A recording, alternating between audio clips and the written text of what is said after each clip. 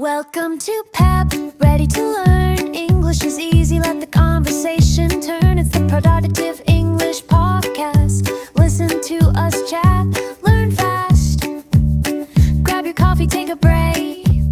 It's time for English to awake. Hello, everyone, and welcome back to the Productive English Podcast, PEP. I'm Mark. And I'm Sarah. We are so glad you're here for episode 29. Today, we're talking about a struggle that is quite literally universal.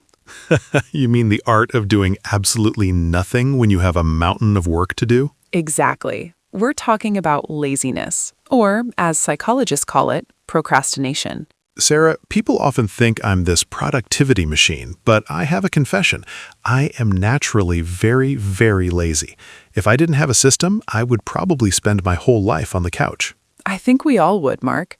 Our brains are actually wired to conserve energy. It's an evolutionary survival mechanism. But in the modern world, that energy conservation looks like wasting 3 hours on YouTube. That's a great point. Laziness isn't a character flaw. It's often a freeze response. When a task looks too big or too scary, our brain decides to protect us by avoiding it entirely. I felt that so much last month when I was supposed to start my new project. I kept cleaning my room, doing laundry, and checking the fridge, anything to avoid sitting at my desk. That's what I call active procrastination. You feel busy, so you don't feel guilty, but you aren't moving the needle on what actually matters. So how did you break out of it? What's your secret for when the lazy monster takes over? I use the 2-minute rule. It's so simple it sounds stupid, but it works. If a task takes less than 2 minutes, do it now. And if it's a big task, just commit to doing the first 2 minutes of it. Just 2 minutes? That doesn't seem like enough to get anything done. It's not about the work, it's about the friction. The hardest part of any task is starting. Once you overcome that initial resistance, you build momentum. It's much easier to keep going than it is to start. That makes sense. It's like a train. It takes a huge amount of energy to get it moving, but once it's rolling, it's hard to stop. Exactly. I also realized that my environment was designed for laziness. My phone was always next to my bed, and my remote was always on the table. I had to practice environmental design. You mean you changed your surroundings to force yourself to be productive? Yes, I put my phone in a different room at night. I put my gym clothes right in front of my door. I made the bad habits hard to do, and the good habits nearly inevitable. I love that. I started using time blocking. I realized that I'll do it later is a lie. Later doesn't exist. If it's not on my calendar, it doesn't happen. Later is a lie. I'm going to steal that one, Sarah. Please do. But Mark, what about the guilt?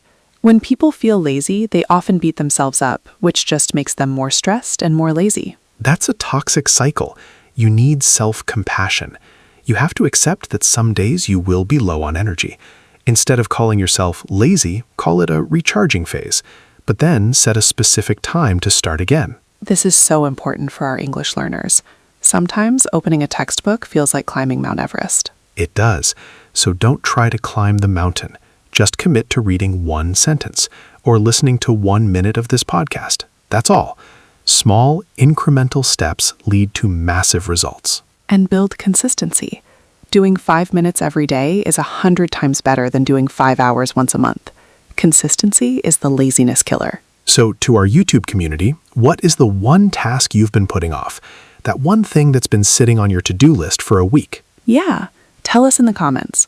And then commit to doing just 2 minutes of it right after you finish this episode. Write your commitment in English. Use words like trigger or blueprint if you want to sound like a productivity pro. I'm going to go do that one email I've been avoiding for 3 days now. It'll probably only take me 90 seconds. See? You're already winning, Sarah. Thank you for this honest conversation. Thank you, Mark.